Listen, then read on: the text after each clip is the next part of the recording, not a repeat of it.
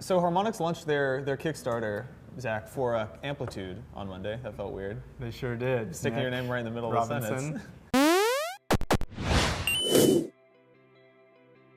So Zach, Harmonix launched their Amplitude Kickstarter on Monday. And as the only other person in the office who's excited about Amplitude, I decided to pull you in to talk about this. Yeah, so we need to find a new place to work. Exactly. Right? We need to work with only Amplitude. Harmonix is probably the only other place where everyone cares about Amplitude. But we could start our own company, and the first question we ask potential employees is, did you play Frequency and or Amplitude? Right. I think that would weed out a lot of the shot. Exactly. Yeah, they did launch that Kickstarter. That was surprising. So I loved Frequency and I loved Amplitude. I think that Frequency was, like, I played Parappa, but Frequency was really the first beat matching game that I got super into.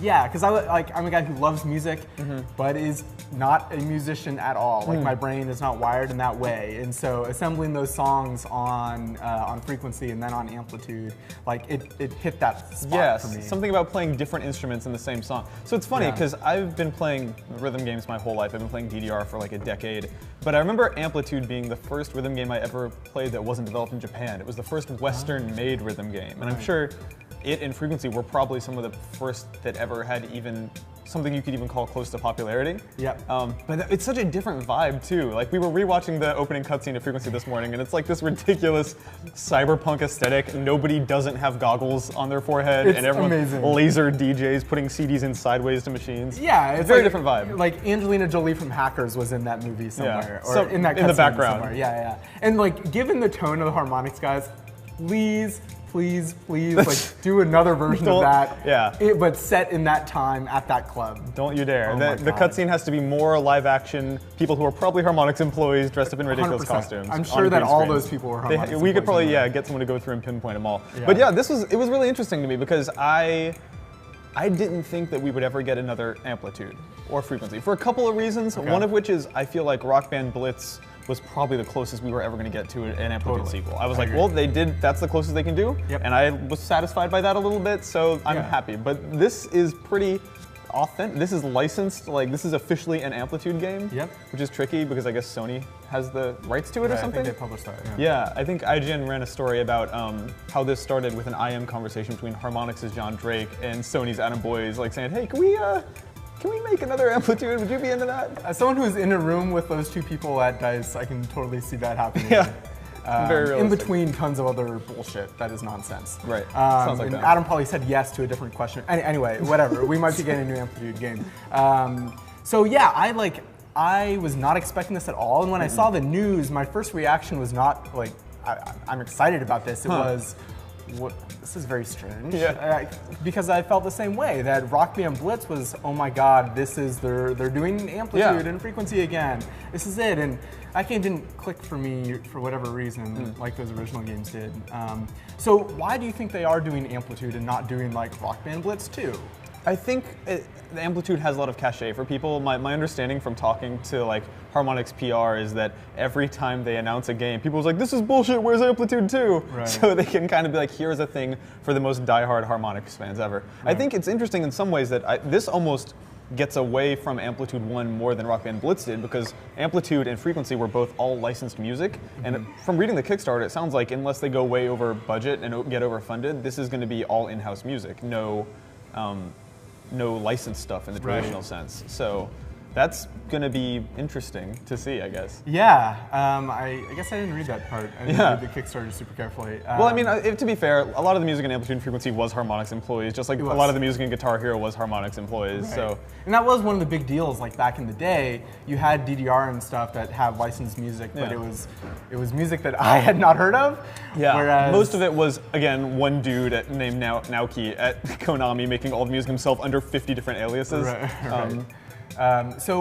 So what is it about Amplitude that you think will make it work more than Rock Band Blitz, or make it different than Rock Band Blitz? I mean, besides the name, I think it's aesthetically a little bit more interesting. Yes. Those two example screenshots that they showed are totally gorgeous. They look like they're taking, they're combining Amplitude's art style with some of the stuff we've seen in the Chroma beta with like the jagged polygonal stuff. It just looks totally dope. Like I'm into that. But for the most part, I think it's just like cachet. Like they're not, it's interesting, they're not positioning it as an Amplitude sequel. They're calling it like an HD version of Amplitude. Right. Which is a funny way to message it. Yeah. It's when presumably very few of the songs, if any, will be the same as they were in Amplitude. And I mean, I think that Amplitude has some cachet among nerds like us. Totally. But no one else in this office played it. Right. I guarantee that more than half the people who work here have played Rock Band. Right. Maybe it's a little bit of a harder sell.